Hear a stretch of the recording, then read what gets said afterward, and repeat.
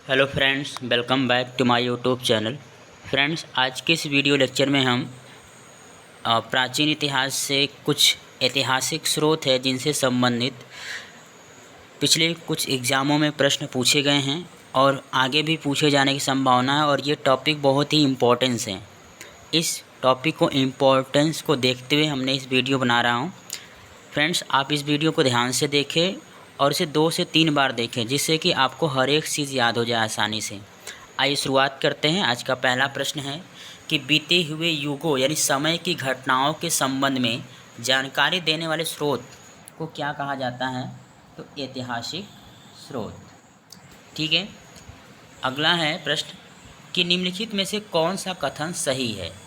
तो दिए गए निम्नलिखित कथनों में से पहला कथन सही है कि जो साहित्यिक स्रोत की तुलना में जो पुरातात्विक स्रोत होता है, यानी जहाँ से हम पुरातात्विक, चाहे वो पूरा पाषाण काल हो, मध्य पाषाण काल, नव पाषाण काल से जहाँ से हमें पुरातात्विक स्थल मिलता है वो साहित्यिक स्रोत से क्या होता है, ज़्यादा प्रमाणित होता है। तो ये विकल्प बिल्कुल सही है। अगला प्रश्न है किस वेद में प्राचीन वैदिक युग की संस्कृति में हमें सूचना दी गई है? तो ये विकल्प बिल्कुल सही है, ऋग्वेद। और ऋग्वेद इन चारों वेदों में से सबसे प्राचीन वेद है। अगला प्रश्न है निम्नलिखित में से कौन सा ग्रंथ श्रुति ग्रंथ का अंग नहीं माना जाता है? तो फ्रेंड्स, इस प्रश्न का जो सही उत्तर है ऑप्शन डी। अब श्रुति ग्रंथ क्या होता है? तो श्रुति ग्रंथ उसे कहते हैं जब उस समय लेखन शैली नहीं था तो लोग अपनी बातों को एक दूसरे को सुनाकर उसे अगली पीढ़ी तक पहुंचाते थे। जैसे मान लीजिए हमें अपने दादा दादी हैं तो वो हमें कहानियाँ सुनाते हैं, हम इस कहानी को अपने बच्चों को सुनाते हैं, हमारे बच्चे अपने बच्चों को सुनाते हैं। इस तरह से जो ग्रंथ हैं उसे हम श्रुति ग्रंथ कहते हैं। अगला प्रश्न है कि निम्नलिखित में से कौन सा ग्रंथ यह दावा करता है जो उस ग्रंथ में है वह विश्व में है और जो उस ग्रंथ में नहीं है वह विश्व में अलभ्य है? तो ये बातें आपका महाभारत। ठीक है, महाभारत। चलिए आगे बढ़ते हैं। अगला प्रश्न है ये त्रिपिटक जो है धर्म ग्रंथ, ये किससे संबंधित, किन धर्मों से जुड़ा हुआ है? तो ये बौद्ध धर्म है। तो बौद्ध धर्म में एक त्रिपिटक की बात होती है जिसमें अभिधम्म पिटक, सुत्त पिटक, विनय पिटक, इनमें बौद्ध जीवन के विभिन्न उनके नियमों और उनके विभिन्न प्रकार के सूचनाओं के बारे में जानकारी हमें मिलती है। चलिए आगे बढ़ते हैं। जातक किसका ग्रंथ है? तो जातक जो है ये बौद्ध धर्म से जुड़ा हुआ है और जातक कथा में इसमें ये बताया गया है कि बौद्ध के पूर्व जन्मों के बारे में जानकारी दी गई है। अगला प्रश्न है मिलिंद पन्हो, मिलिंद के प्रश्न। मिलिंद पन्हो का मतलब है मिलिंद के प्रश्न, यानी राजा मिलिंद और किस बौद्ध यानी दो बौद्धों के बीच में एक दूसरे के मध्य यानी संवाद बातचीत हुआ था, उसी को एक बुक में उसे लिखित रूप में संकलित कर लिया गया। वो है आपका नागसेन और राजा मिलिंद के बीच में। अगला प्रश्न है कि निम्नलिखित में से किसकी तुलना मैकियावली के प्रिंस से की जाती है? इस प्रश्न का जो सही उत्तर है ऑप्शन बी, कौटिल्य। यानी जो कौटिल्य के द्वारा रचित अर्थशास्त्र है और अर्थशास्त्र का संबंध किससे है? राजनीति से है। ध्यान रखिएगा फ्रेंड्स, क्योंकि अर्थशास्त्र हम ये जैसे पहली बार जो पढ़ रहे होंगे उन्हें लगेगा कि अर्थशास्त्र से जुड़ा, बल्कि ये अर्थशास्त्र केवल नाम का है जिसमें जो विवरण मिलता है वो राजनीति व प्रशासन से संबंधित है, लोक प्रशासन से है।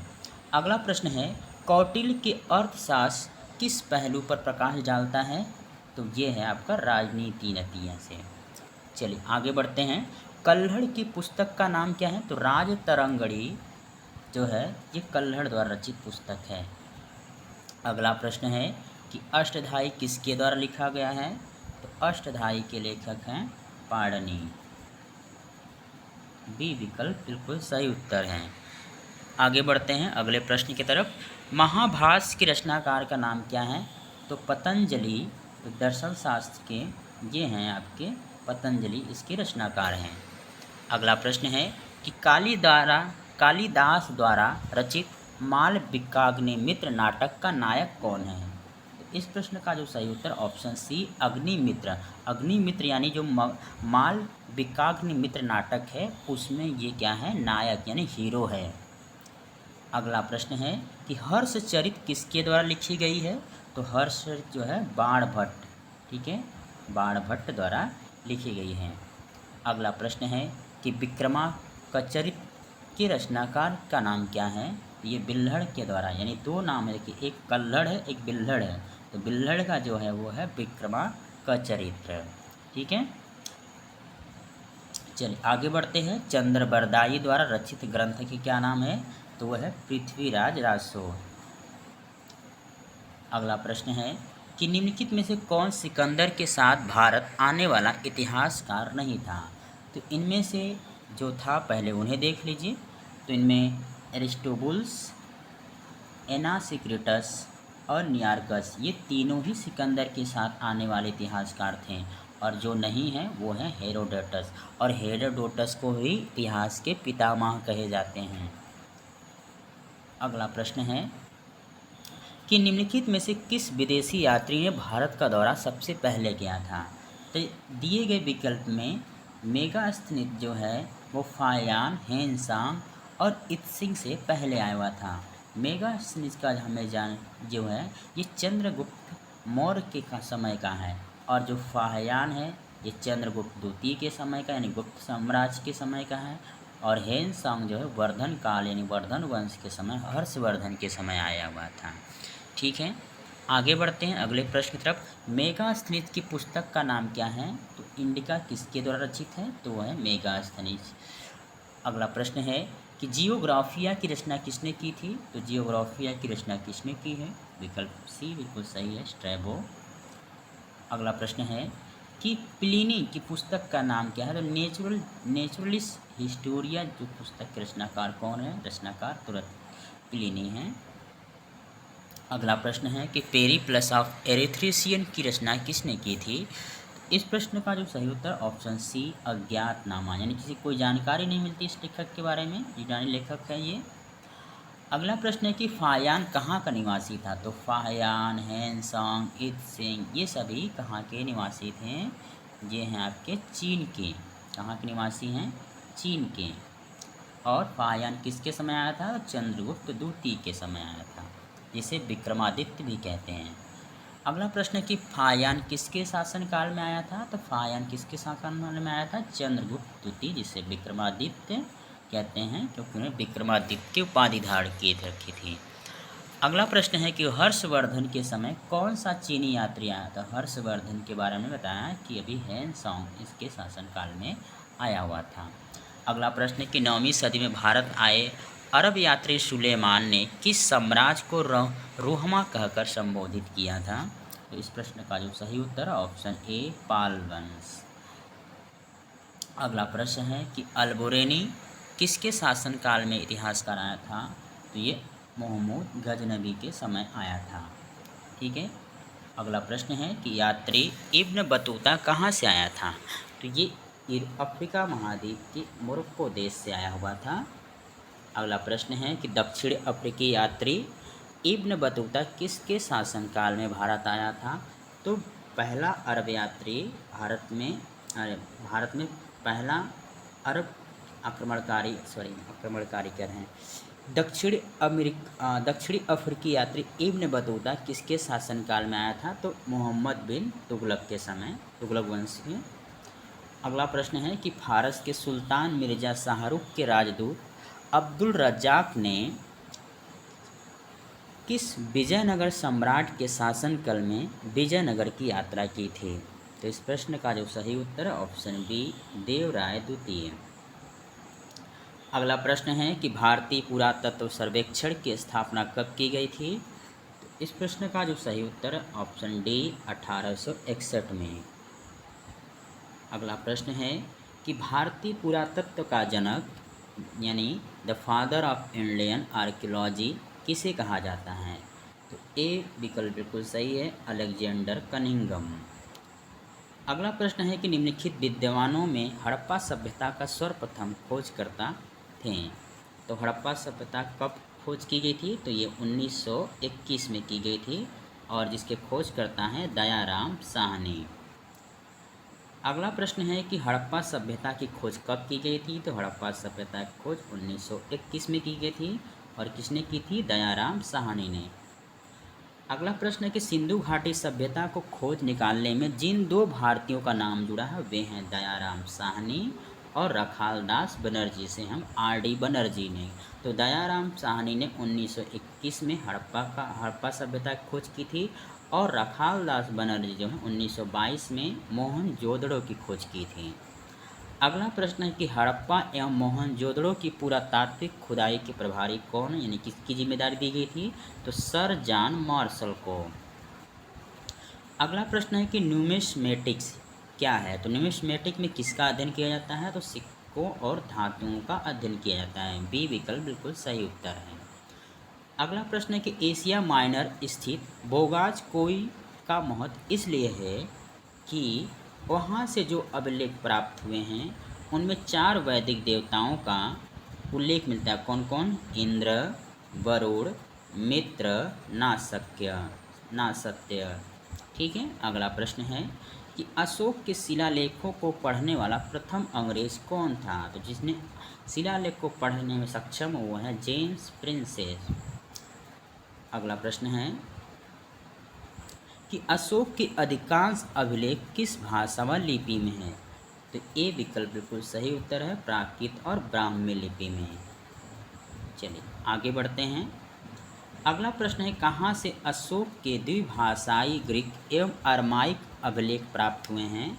तो ये है सरएकुना, कंधार। अगला प्रश्न है कि कहाँ से अशोक के द्विभाषाई ग्रीक एवं अरमाइक अभिलेख प्राप्त हुए हैं? तो ये हमने देख लिया है, ए सरएकुना, कंधार। अगला प्रश्न है कि अशोक के मनसेहरा पाकिस्तान और शाहबाजगुड़ी पाकिस्तान से प्राप्त शिलालेखों में किस लिपि का प्रयोग किया गया है? तो किस लिपि का प्रयोग किया गया है? तो खरोष्ठी लिपि का। ठीक है। और आपको बता दें खरोष्ठी लिपि जो है ये दाएं से, यानी इधर से दाएं से बाएं लिखा जाता है, दाएं से बाएं।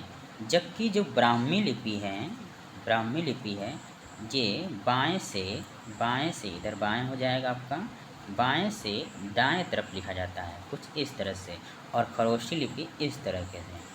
चलिए आगे बढ़ते हैं अगले प्रश्न की तरफ कि प्राचीन भारत में कौन सी एक लिपि दाएं से बाएं ओर लिखी जाती थी? तो डी विकल्प बिल्कुल सही है, खरोष्ठी लिपि। अगला प्रश्न है कि हेलियोडोरस का वैष्णवनगर अभिलेख संदर्भित है, तो किससे संबंधित है? तो ये है केवल वासुदेव से। अगला प्रश्न है कि निम्नलिखित में से कौन सा अभिलेख कलिंग नरेश खारवेल जो कि वर्तमान एक कलिंग कहाँ पड़ता है? तो ये उड़ीसा में। तो वहाँ पर एक अभिलेख है, ठीक है, वो अभिलेख का नाम है हाथी गुम्फा। ये किससे संबंधित है? नरेश खारवेल के नरेश। ठीक है। अगला प्रश्न है कि सर्वप्रथम भारत में विशुद्ध संस्कृत भाषा में लंबा अभिलेख किस राजा द्वारा जारी किया गया था?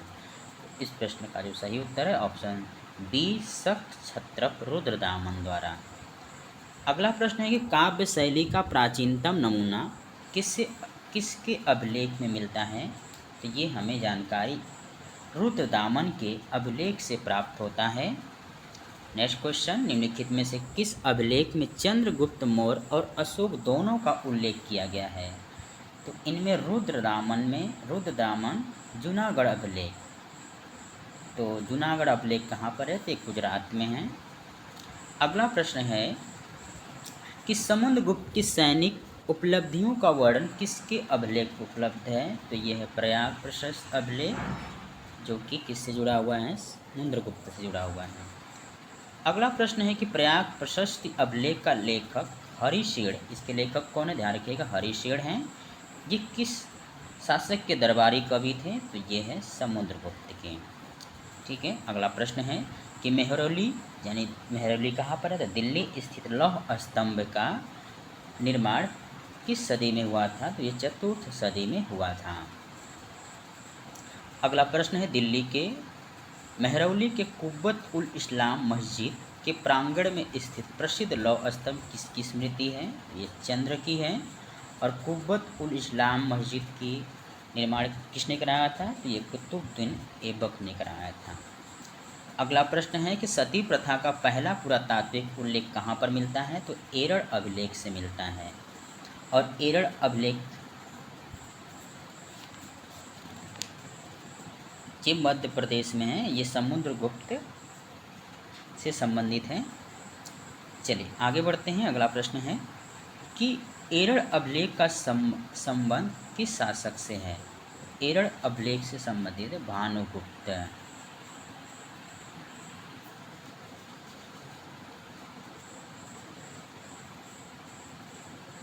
चलिए आगे बढ़ते हैं अगले प्रश्न की तरफ। ऐहोल प्रशस्ति की रचयिता रविकीर्ति किस चालुक्य शासक के दरबारी कवि थे, तो ये है पुलकेशिन द्वितीय। और पुलकेशिन द्वितीय ये चालुक्य वातापी वंश के शासक है, महानतम। अगला प्रश्न है कि हर्ष एवं पुलकेशिन द्वितीय के मध्य हुए संघर्ष की जानकारी कहाँ से मिलती है, तो ये ऐहोल अभिलेख से। और ऐहोल अभिलेख ये किससे संबंधित है, तो हर्ष और पुलकेशिन, क्योंकि नर्मदा नदी के तट पर इनके बीच में संघर्ष हुआ था। अगला प्रश्न कवि कालिदास के नाम का उल्लेख किस लेख से मिलता है, तो ये ऐहोल उत्तीर्ण अभिलेख से मिलता है। अगला प्रश्न है अभिलेखों को ऐतिहासिक प्राकथन के साथ प्रारंभ करने का परंपरा सूत्रपात किया गया था, तो इस प्रश्न का जो सही उत्तर ऑप्शन बी राजा राम प्रथम। अगला प्रश्न है कहाँ से प्राप्त अभिलेख में महासभा की कार्य प्रणाली के विषय में विस्तृत जानकारी मिलती है, तो इस प्रश्न का जो सही उत्तर ऑप्शन ए उत्तरमेरूर।